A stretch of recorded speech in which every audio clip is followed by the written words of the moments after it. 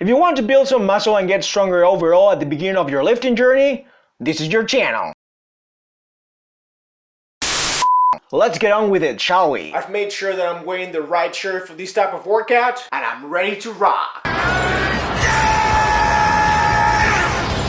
A good first step I would invite you to take is to do away with the notion of a chest workout, because there is no such a thing.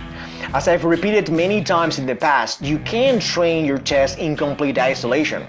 Unless you only do chest flies, which would be a terrible way to try to grow your chest and would never happen without the use of steroids, of course. If you're using good lifts, that is, big multi-joint exercises, the anterior delts and triceps will inevitably contribute to the movement. So a more constructive way to think about growing your pectoralis is as part of a more comprehensive workout that overloads pressing movements in general. My recommendation for beginners would be to kick things off with a horizontal press, although this is not mandatory.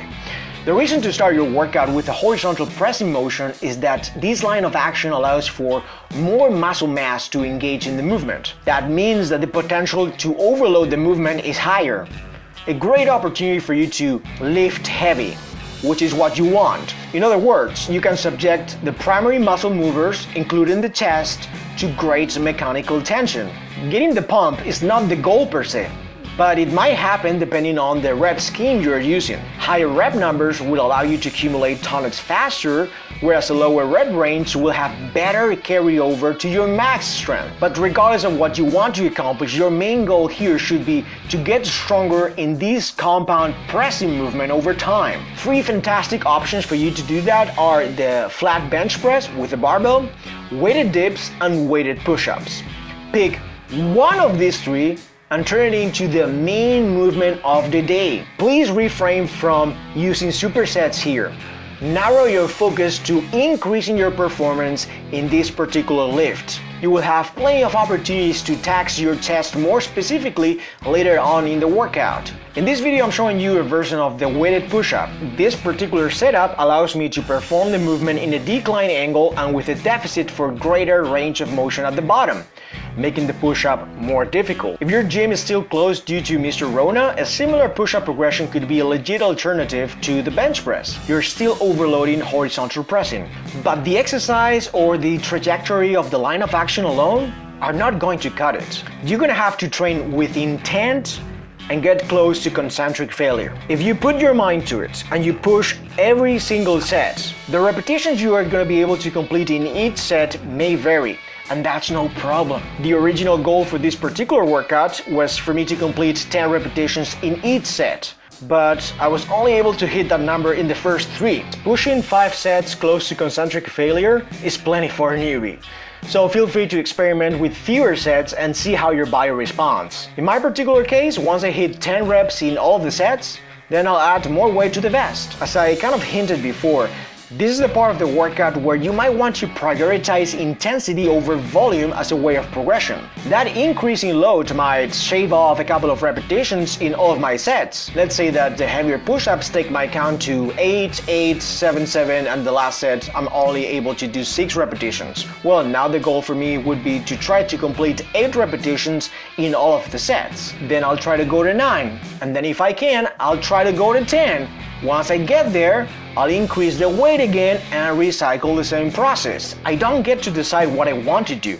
My performance dictates the parameters of my training. Get familiar with the movement and don't shy away from increasing the intensity week after week until you tap out. The goal here is for you to expose your body to great mechanical tension, and you're going to be able to adapt to that stimulus by becoming stronger, which is what you want. If you truly apply yourself in this first part of the workout, week after week, month after month, and you just focus on getting stronger with this big compound lift, you might get lucky enough to stall in this movement for like 2 to 3 weeks, many months after. Then it might be a good time for you to look at other different factors. Maybe introduce a novel stimulus or enforce a mini break to dissipate some fatigue. But until then, enjoy the games.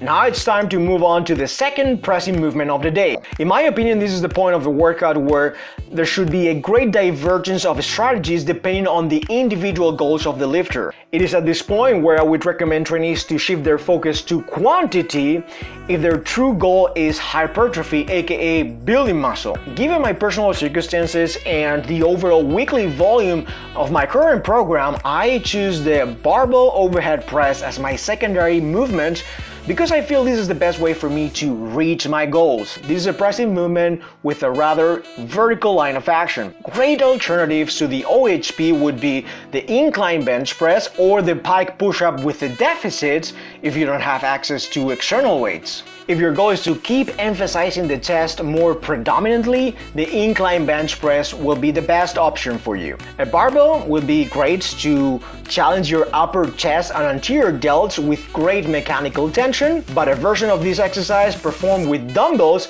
will emphasize the loaded stretch in your pectoralis due to the greater range of motion at the bottom. I already took care of that aspect with weighted push-ups as you saw in the first exercise, so I don't have to worry about that. And the exact same would apply for someone who's chosen weighted dips as their main lift for this workout. Should your goal align more with what I'm trying to accomplish here, that is to overload a different pressing trajectory, you could do the OHP like I'm demonstrating in this video. This movement does a great job at targeting the clavicular head of the chest.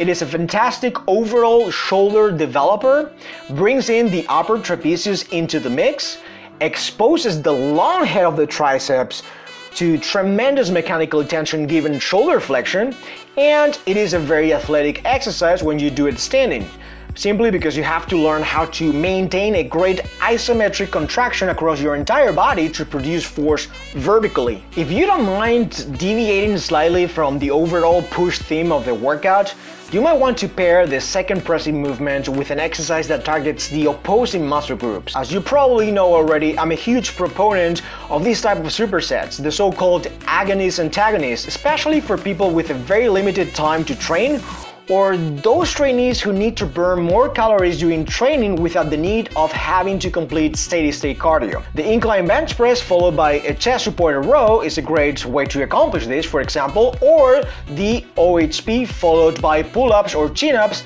is another excellent combination I can think of. The progression method you would use for this part of the workout would also depend on what you would like to prioritize. I would probably go for an increase in volume, either through a higher number of repetitions or adding an extra set, and then boom! The second and last compound lift of the day is done. Now it's time to turn to the last part of the workout. Good things come for those who wait, and the time has finally come for you to actually put on your bodybuilder cap and become the pump chaser you've always wanted to be. Go, baby! Now you can depart from the compounds lift only mindset and be more creative here. As usual, your specific goal will ultimately determine how you go about it.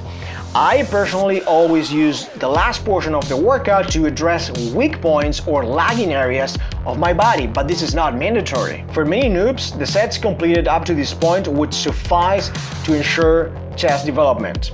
But if you still want to add smaller exercise because you want to smash it, now it would be a good time to add smaller movements to target the pecs. Cable flies to finish off your pecs in a more isolated manner could be an option. You can do exactly the same with machines.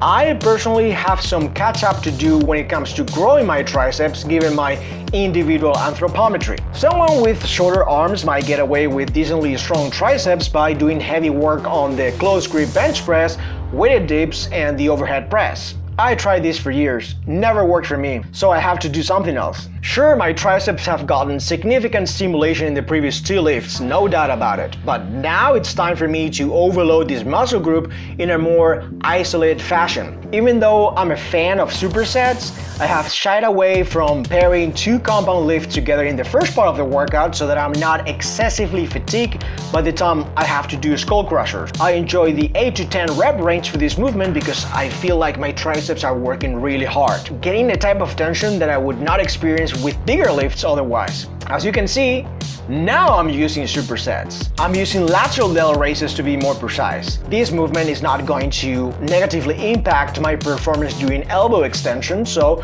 I'm just simply trying to make the most out of the last minutes of my training session.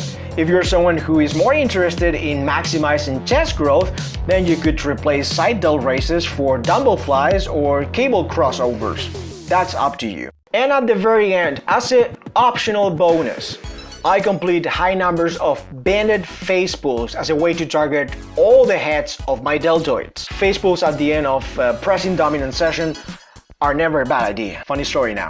I wanted to show you a good shot from the rear while doing face pulls, but I placed the camera too close to my back. So the video in the small screen you see right now, where I'm doing face pulls, is from another training session. Just wanted to make that clear for full disclosure. So in my humble opinion, this could be a very interesting way for novice natural lifters to go about trying to grow their chest in the first few months of their lifting career. Nothing fancy, raw and intense, simple movements, just trying to get better every single time they go to the gym, gradually learning about themselves, what works for them, what not, and so on. You don't need to cram 4 compound lifts into the same workout like the bro disciples want you to believe.